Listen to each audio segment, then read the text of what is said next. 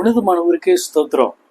என்னடா இது, இப்பதான் கிறிஸ்மஸ் முடிச்ச மாதிரி இருந்தது, நியூ இயர்லாம் செலிப்ரேட் பண்ண மாதிரி இருந்தது, அதுக்குள்ள லெந்து காலமா, அதுக்குள்ள சாம்பார் புதனா என்று சொல்லி ஆச்சரியமா இருக்கு. ஆமாங்க, இயேசு கிறிஸ்து அதனாலதான் சொல்லுகின்றார், நாட்கள் பொல்லாதவைகளாக இருக்கின்றபடினால காலத்தை பிரயோஜனப்படுத்தி கொள்ளுங்கள். நாட்கள் கடகடகன்னு ஓடிக்கிட்டு இருக்கு. ஆனா உங்களுடைய என்னுடைய பரிசுத்த வாழ்க்கை எப்படி இருக்கு? கொஞ்சம் யோசித்து பார்க்கணும். அப்படி ரொம்ப பாவத்திலே நம்ம வாழ்ந்து கொண்டு இருக்கிறோம் அப்படின்னா, ஆண்டவர் கிருபையாக இந்த நாட்களை நமக்கு கொடுக்கின்றார். இந்த நாட்கள் கிருபையாக நமக்கு முன்பதாக வைக்கப்பட்டிருக்கிறது என்பதை நாம யோசித்துக் கொள்ள வேண்டும். இந்த லெந்து காலம் என்பது துளிர்விடக்கூடிய காலம் அல்லது வசந்த காலம் என்று சொல்லக்கூடிய இந்த பொருளை குறிக்கின்றது.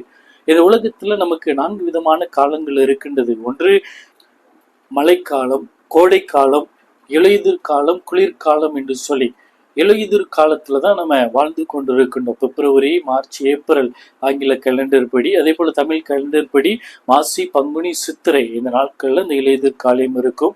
அதே போல எபிரேய மொழியில அந்த கேலண்டர்ல சேபாத், ஆதார், நிசான் இந்த மாதங்கள்ல இந்த சீசன் மாறுபடும். இலையுதிர் கால மரங்கள் எல்லாம் தன்னுடைய இலைகளை உதிர்த்து புதிய தளர்களை அது இட்டு புதிய கனிகளை அது கொடுக்கக்கூடிய காலங்களாக இந்த காலங்கள் இருக்கின்றது. அதே போலதான் நம்முடைய கிறிஸ்துவத்துல 2 காலங்கள் மிக முக்கியமான காலங்கள். ஒன்று கிறிஸ்துமஸ் சீசன். ஆண்டவர் மனிதனாக என்னை மீட்கும்படிக்கு அவர் உலகத்தில் வந்தார் என்று சொல்லி சந்தோஷமாக நாம் அந்த காலங்கள் ஆசரிக்கின்றோம். அதே வேளையில இந்த லெந்து காலம் என்பது எந்த அளவுக்கு ஆண்டவர் என்னை மீட்கும்படிக்கு அவர் வெளியேற பெற்ற அவருடைய அந்த இரத்தத்தை எனக்காக அவர் கொடுத்திருக்கின்றார், அத்தனை பாடுகளை அவர் சகித்திருக்கிறார் என்று சொல்லி என்னையே நான் அர்ப்பணிக்கின்ற வண்ணம் எனக்கு கொடுக்கப்படுகின்ற கிருபையின் காலங்கள் என்று சொல்லி நம்ம சொல்லலாம். இது ஏதோ நான் வாழ்ந்து கொண்டிருக்கிறேன், அதனால என் முன்னால் இந்த காலங்கள் வருது, நான் கடந்து போனோம் அப்படிங்கிறதுக்காக அல்ல. நான் இன்னும் பரிசுத்தமாய் வாழ வேண்டும், இன்னும் ஆண்டவருக்குள் நான் நிலைத்திருக்க வேண்டும். அவர் பட்ட பாடுகள் இன்னும் என்னுடைய கண்களுக்கு முன்பதாக அது காட்டப்பட்டு கொண்டிருக்கிறதே. ஏன் என்று சொன்னால், நான் இன்னும் பரிசுத்த வாழ்க்கைக்கு நேராக திரும்ப வேண்டும் என்கின்ற அந்த எச்சரிப்பின் நாட்களாக இந்த நாட்களை நாம் வைத்துக் கொள்ளலாம். இந்த 40 நாட்களும் கிருபையாக ஆண்டவர் நமக்கு கொடுக்கக்கூடிய ஒரு வாய்ப்பாக நம்ம வைத்துக் கொள்ளலாம். நினிவே ஜனங்களுக்கு முன்பதாக இந்த 40 நாட்கள் வைக்கப்பட்டதுக்கு எதற்காக அப்படின்னா, அவங்க சுத்திகரிக்கல அப்படின்னா அவருடைய வாழ்க்கையில ஆண்டவர் பெரிய அழிவை கட்டளையிடுவேன் என்று சொல்லி, ஏன்னா தீர்க்கதரிசி மூலமாக ஆண்டவர் உரைத்தார். அதே போல இந்த 40 நாட்களும் நமக்கு முன்பதாக எதற்கு வைக்கப்பட்டிருக்கிறது அப்படின்னா, பாவ பழக்க வழக்கங்களை விட்டுட்டு பரிசுத்த வாழ்க்கைக்கு நேராக திரும்புவதற்காக இது வைக்கப்பட்டிருக்கிறது. இந்த நோக்கத்தின் அடிப்படையில தான் முன்னோர்களால் இந்த காலங்கள் நமக்கு ஏற்படுத்தப்பட்டிருக்கிறது. இந்த நாட்கள் எப்படி வந்தது, இது எப்படி ஆரம்பிக்கப்பட்டது அப்படின்னா, அப்போஸ்தலர்களாலேயோ அல்லது சீசர்களாலேயோ இந்த நாட்கள், இந்த 40 நாட்கள், இந்த லெந்து காலங்கள் என்பது ஆசரிக்கப்படலை. ஆனா கிபி 2வது நூற்றாண்டுல வாழ்ந்த திருச்சபையினுடைய தலைவர்களாக அந்த காலகட்டத்தில் இருந்த ஐரேனியஸ் என்று சொல்லக்கூடிய ஒரு தேவனுடைய தாசன், அவர் தான் என்ன பண்ணாரு அப்படின்னா, அந்த காலங்கள்ல இயேசு கிறிஸ்து மரித்ததுக்கு பிற்பாடு அதுல இருந்து அவர் உயிர் தெழுந்த அந்த காலை பொழுது வரைக்கும் கணக்கிட்டு ஒரு 40 மணி நேரங்கள் அன்றைய நாட்கள்ல அவங்க ஆண்டவருடைய சமூகத்தில் அவர்கள் உட்கார்ந்து துக்கத்தோடு கூட உபவாசித்து, ஐயோ ஆண்டவரே, நீர் எங்களுக்காக எவ்வளவு பாடுகளை பட்டீரே என்று சொல்லி தங்களை அவர்கள் அர்ப்பணித்தார்கள். இது நாளடைவுல கிபி 3வது நூற்றாண்டுகள்ல அந்த பழக்கம் அப்படியே மாறி, ஆர்ஜன் என்று சொல்லக்கூடிய அந்த எழுத்தாளர் அவர் எழுதுகின்ற பொழுது அவர் சொல்லுகின்றார், இந்த பழக்கம் அப்படியே மாறி 40 நாட்கள் அது ஆண்டவருடைய சமூகத்துல எப்படி மோசே அவர் உட்கார்ந்து ஆண்டவருடைய சமூகத்துல தியானித்தாரோ, தன்னை ஒப்பு கொடுத்தாரோ, அதே போல இந்த ஜனங்களும் அந்த பழக்கத்தை அவங்க உருவாக்கி கொண்டாங்க. ஆண்டவருடைய சமூகத்துல உட்கார்ந்து இன்னும் தங்களை அர்ப்பணிக்கிறது, இன்னும் ஆவிக்குரிய வாழ்க்கையில மறுமலர்ச்சி அடைவது, இன்னும் அநேகர நீதியினுடைய அந்த பாதையில வழி நடத்துவது என்று சொல்லி ஆதி நாட்கள் இந்த பழக்கத்தை அவங்க தங்களுடைய வாழ்க்கையில அதை அப்படியே கடைபிடிக்க ஆரம்பிச்சாங்க. பிற்பாடு வந்த சபையினுடைய விசுவாசிகள், போதகர்கள், பேராயர்களால இது அப்படியே கிறிஸ்தவத்தில் அது நடைமுறைப்படுத்தப்பட்டது. இப்போ இந்த காலத்து எப்படி கணக்கிடுறாங்க அப்படின்னா, ஒவ்வொரு ஆண்டும் வரக்கூடிய மார்ச் 21ஆம் தேதிக்கு பிற்பாடு வரக்கூடிய இந்த பௌர்ணமி நிலவு முழு நிலவுக்கு அடுத்து வரக்கூடிய ஞாயிற்றுக்கிழமையை தான் ஈஸ்டராக, உயிர்த்தெழுந்த திருநாளாக அதை ஆசரித்து அதுக்கு பிற்பாடு அதுல இருந்து குறைப்பாங்க. அதுல இருந்து 46 நாட்கள் பின்னிட்டு வரக்கூடிய புதன்கிழமை, அதுதான் நமக்கு சாம்பர் புதனாக நம்ம இன்னைக்கு ஆசரிக்கின்றோமே. இந்த சாம்பர் புதன் அதை கணக்கிட்டு இந்த 46 நாட்கள், 40 நாட்கள் வராது, 46 நாட்கள் சாம்பர் புதன்ல இருந்து கிறிஸ்து உயிர்த்தெழுந்த அந்த நாள் வரைக்கும் 46 நாட்கள் இன்றைக்கு அந்த முன்னோர்களுடைய அவங்க நிறைய கால்குலேஷன்லாம் பண்ணி ஞாயிற்றுக்கிழமையில இருந்து ஆரம்பித்தாங்க. அதுக்கு பிற்பாடு எது சரியா இருக்கும் என்று சொல்லி கணக்கிட்டு இன்னைக்கு இந்த 46 நாட்கள் நமக்கு முன்பதாக வைக்கப்பட்டிருக்கிறது.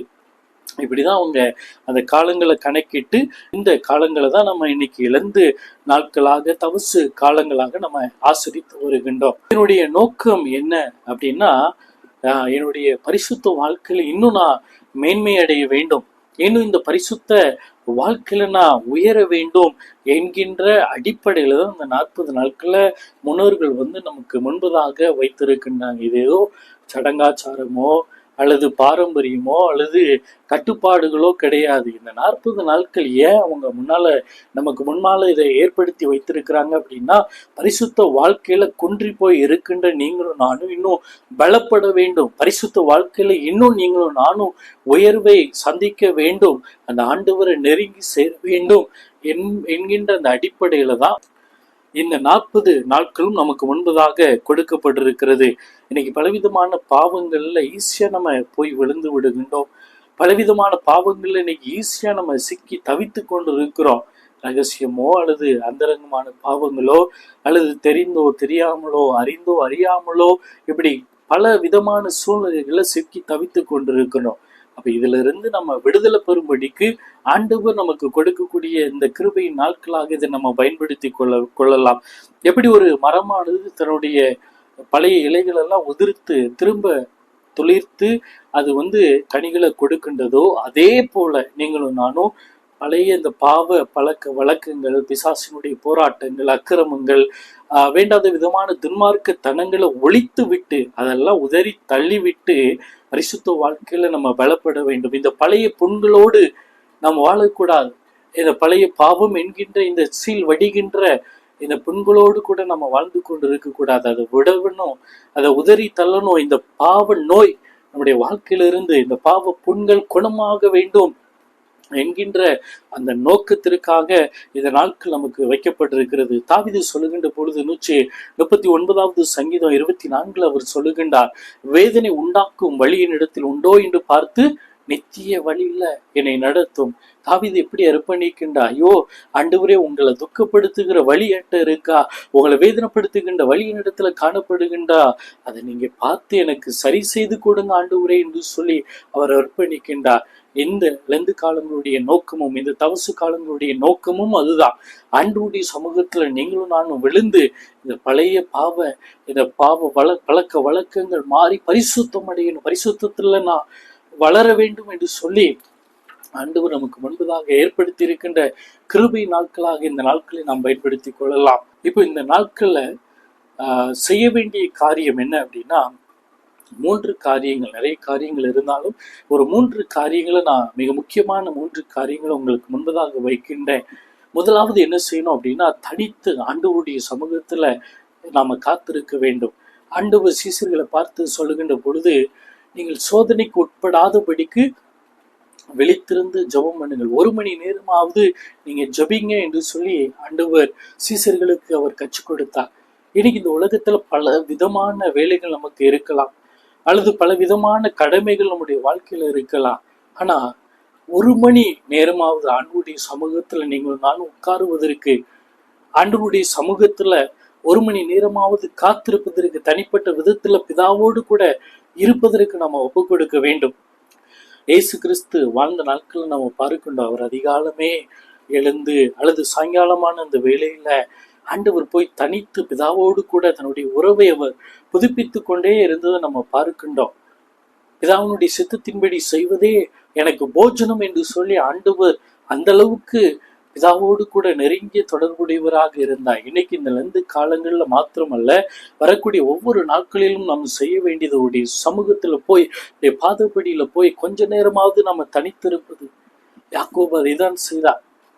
ஆண்டவரே, நீங்க என்ன ஆசீர்வதித்தா நான் என்ன செய்ய மாட்டேன், உங்களை போக விட மாட்டேன் என்று சொல்லி காத்திருந்தார். அந்த மாதிரி நீங்களும் நானும் ஆண்டவருடைய சமூகத்துல இன்னைக்கு காத்திருக்கிறவர்களா, தனிப்பட்ட விதத்துல நேரத்தை செலவழிக்கின்றவர்களா இருக்க வேண்டும் என்று சொல்லி ஆண்டவர் நம்மிடத்தில் எதிர்பார்க்கின்றார். இரண்டாவது, அவருடைய வேதத்தை இன்னும் நான் ஆழமா தியானிக்க வேண்டும். கர்த்தருடைய வேதத்துல இரவும் பகலும் தியானமா இருக்கிற மனுஷன் பாக்கியவான். இந்த 40 நாட்களுக்குள்ள இதை முழு வேதாகமத்தையும் நான் வாசித்து முடிக்கணும், அல்லது இன்னும் ஆவிக்குரிய வாழ்க்கையில பலனடைவதற்கு இந்த தேவனுடைய வார்த்தைகளை திரும்ப திரும்ப மனப்பாடம் செய்து அதை அறிக்கையிட்டு, ஆண்டவரே இந்த பாவம் என்ன துரத்தி கொண்டிருக்கிறது, இதை விட முடியல அப்படின்னு சொன்னா, இந்த தேவனுடைய வார்த்தைகளை பயன்படுத்தி அவைகளை மேற்கொள்வதற்கு இந்த வசனத்தை நம்ம அடிப்படையாக நம்முடைய வாழ்க்கையில உபயோகித்து கொண்டு இருக்க வேண்டும். தாவீது சொல்லுகின்ற பொழுது 119வது சங்கீதத்துல 113ஆம் வசனம் சொல்லுகிறது, வீண் சிந்தனைகளை நான் வெறுத்தும் அது வேதத்துல பிரியப்படுகிறேன் என்று சொல்லி. அப்ப இந்த பழைய பாவம் எனக்குள்ள வரக்கூடாது அப்படின்னா வேதத்தை இன்னும் நான் தியானிக்கணும், அதை சிந்திக்கணும். அப்படி நான் சிந்திக்கின்ற பொழுது வீணான சிந்தனைகள் எனக்குள்ள வராது அப்படின்னு சொல்லி தாவீது சொல்லுகின்றார். அதே 119 148வது வசனம் சொல்லுகிறது, தாவீது சொல்லுகின்ற பொழுது, உமது வசனத்தை தியானிக்கும்படி குறித்த ஜாமங்களுக்கு முன்னே என் கண்கள் விழித்துக் கொள்ளும். நான் 4 மணிக்கு எந்திக்கணும்னு நினைச்சா 3:30 என்னுடைய கண்கள் விழித்து தேவனுடைய வார்த்தையை நோக்குறது. அந்த அளவுக்கு வார்த்தையின் மீது தாகத்தை தாவீது வைக்கின்றதை பார்க்கின்றோம். இன்னைக்கு வேதத்தோடு எத்தனை கிறிஸ்தவர்கள் இன்னைக்கு வேதத்தை மறந்தவர்களா நாம வாழ்ந்து கொண்டு இருக்கின்றோம். எவ்வளவு பெரிய ஒரு கேவலமான ஒரு காரியம், எவ்வளவு அநியாயமான ஒரு காரியம், எவ்வளவு துணிகரமான பாவம் இன்னைக்கு உங்களிடத்துல என்னிடத்திலையும் காணப்பட்டு கொண்டிருக்கிறது. ஒரு பரிசுத்த வேதத்தை வாசிப்பதற்கு நேரம் இல்லை என்று சொன்னார். ஒரு பரிசுத்த வேதாகமத்தை தொடுவதற்கு கூட இன்னைக்கு ஒரு நாள் 24 மணி நேரத்துல நீங்க எத்தனை முறை இன்னைக்கு பரிசுத்த வேதாகமத்தை எடுக்கிறீங்க, அல்லது இந்த வார்த்தைகளை நீங்க பார்க்கிறீங்க? கிறிஸ்தவர்களா இருந்தா கொஞ்ச நேரமாவது ஒரு அதிகாரத்தையாவது இன்னைக்கு வாசிக்கணும். இந்த இழந்த காலங்கள்ல ஒப்புக்கொடுங்க ஆண்டவருடைய சமூகத்துல. எனக்குள்ள வீண் சிந்தனைகள் வரக்கூடாது அப்படின்னா, ஆண்டவருடைய கற்பனைகளை நான் நடக்க வேண்டும் என்று சொன்னால், இந்த கற்பனைகள் முதலாவது எனக்குள்ளாக, என்னுடைய சிந்தனைகளுக்குள்ளாக, என்னுடைய இருதயத்திற்குள்ளாக போக வேண்டும். இந்த தியானம் எனக்குள்ளாக இருக்க வேண்டும் என்று சொல்லி ஆண்டவருடைய சமூகத்துல ஒப்பு கொடுக்கணும். தாவீது 18வது சங்கீதத்துல 21, 22 வசனங்கள் அவர் சொல்லுகின்ற பொழுது, கர்த்தருடைய வழிகளை கை கொண்டு வந்தேன், நான் என் தேவனுக்கு துரோகம் பண்ணினதில்லை. கர்த்தருடைய கட்டளைகளை நான் வாசித்ததுனாலதான் அதை கடைபிடிக்க முடிந்தது. அப்படி கடைபிடித்ததுனாலதான் தேவனுக்கு முன்பதாக துரோகம் இல்லாத ஒரு வாழ்க்கையை வாழ முடிந்தது அப்படின்னு சொல்லுகின்றார். அடுத்ததாக, அவருடைய நியாயங்கள் எல்லாம் எனக்கு முன்பாக நிறுத்தினேன், அவருடைய பிரமாணங்களை நான் தள்ளி போடல. ஆண்டவருடைய கற்பனைகளை நான் தள்ளி போடல. அவருடைய பைபிளை நான் செல்ஃப்ல வச்சுட்டு அல்லது மொபைல்ல டவுன்லோட் பண்ணி வச்சுட்டு சும்மா நான் உட்கார்ந்துட்டு இருக்கல, தள்ளி போடல. அவர் சொல்லுகின்றார், நான் தியானிக்கும், நான் உட்கொண்டேன் என்று சொல்லி தாவீது சொல்லுகின்றார். இன்னைக்கு வேதத்தோடு கூட உங்களுடைய தொடர்பு எப்படி இருக்கிறது? அதை தியானிக்க அது நீதிக்குள்ளாக நம்மை மாற்றும்.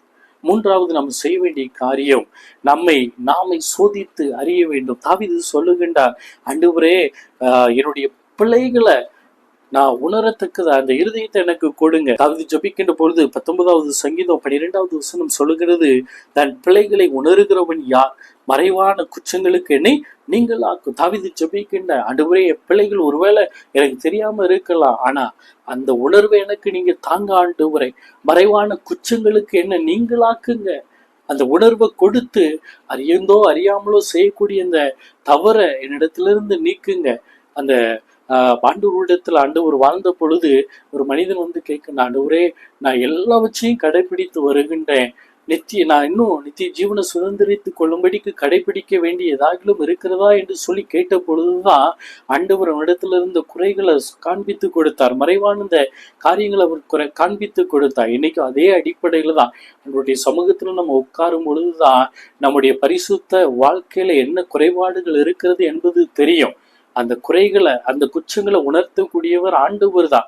அதை நம்ம அறிக்கை செய்து பரிசுத்தத்துல இன்னும் நம்ம பெருக முடியும். அது பெருக அது ஒரு வழியாக நம்முடைய வாழ்க்கையில காணப்படும். சங்கீதம் 139:24 சொல்லப்பட்ட பிரகாரம் வேதனை உண்டாக்கும் வழி நடத்தி உண்டோ என்று பார்த்து நித்திய வழியில என்ன நடத்துங்க ஆண்டவரே என்று சொல்லி நான் பரிசுத்தமா வாழ முடியாதுதான். வாழ நான் ஆயத்தப்படுகிறேன், அல்லது வாழ என்ன தகுதிப்படுத்துகின்னு தான். ஆனா பரிசுத்தமா வாழ வைக்கக்கூடிய ஆண்டவர் என்னோடு இருந்தா மாத்திரம்தான் இந்த பரிசுத்தத்துல நான் ஒவ்வொரு நாளும் வளர்ந்து பெருக முடியும். மத்தேயு 16:26 சொல்லுகின்றது, மனுஷன் உலகம் முழுவதும் ஆதாயப்படுத்தி கொண்டாலும் தன் ஜீவனை நஷ்டப்படுத்தினால் அவனுக்கு லாபம் என்ன?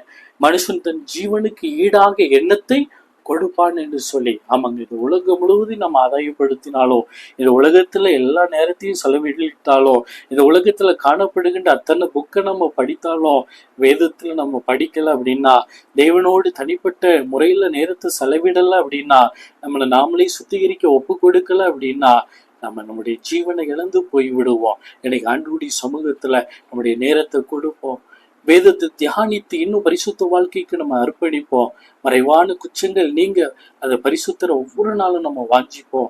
நிச்சயமாவே இந்த 40 நாட்களையும் நம்ம பிரயோஜனப்படுத்தி கொள்ளுவோம். நினைவை ஜனங்களுக்கு முன்பதாக வைக்கப்பட்ட இந்த 40 நாட்கள் அது எச்சரிப்பு நாட்களாக இருந்தது. அதே போல நோவனுடைய காலத்துல இந்த 40 நாட்கள் இரவும் பகலும் விடாத அந்த மழை, அந்த தண்ணீர்னால பாவத்துல வாழ்ந்த ஜனங்கள் அவர்கள் மூழ்கி அவர்கள் மரித்தார்களே. இதெல்லாம் எதை காட்டுகிறது? எச்சரிப்பை நமக்கு காட்டுகின்றது. ஆனா நீங்களும் நானும் அழிகின்ற 40 நாட்களாக இந்த நாட்களை பயன்படுத்த வேண்டாம். ஆனால் மோசையை போல, எலியாவை போல 40 நாட்கள் தேவனுடைய சமூகத்துல காத்திருக்கிறவர்களாக அந்த பரிசுத்த வாழ்க்கைக்கு நேராக ஒரு உந்துதலை பெற்றுக்கொண்டு வாழ்கிறதற்கு ஆயத்தமான இந்த நாட்களாக இந்த நாட்களை நாம் பயன்படுத்தி கொள்ளுவோம். நிச்சயமாகவே அவர் பட்ட பாடுகளை நம்ம நினைத்து பார்க்க வேண்டும். அவர் வேதனையை சகித்தார். அவர் எவ்வளவு பொறுமையாக எல்லாவற்றையும் ஏற்றுக்கொண்டார். எதற்காக? பரிசுத்தமாய் நீங்களும் நானும் வாழ வேண்டும் என்பதற்காக. அதை நாம் நினைவு கூர்ந்து உண்மையாக நாம் ஆசரிப்போம். இனி ஒரு காலங்கள் வருமா என்பது எனக்கு தெரியாது, உங்களுக்கும் தெரியாது. ஆனா கொடுக்கப்பட்டிருக்கிற இந்த காலத்தை பிரயோஜனமா பயன்படுத்துவோம். ஆண்டவர் நிச்சயமாகவே நம்மை ஆசீர்வதிப்பார். ஆமென்.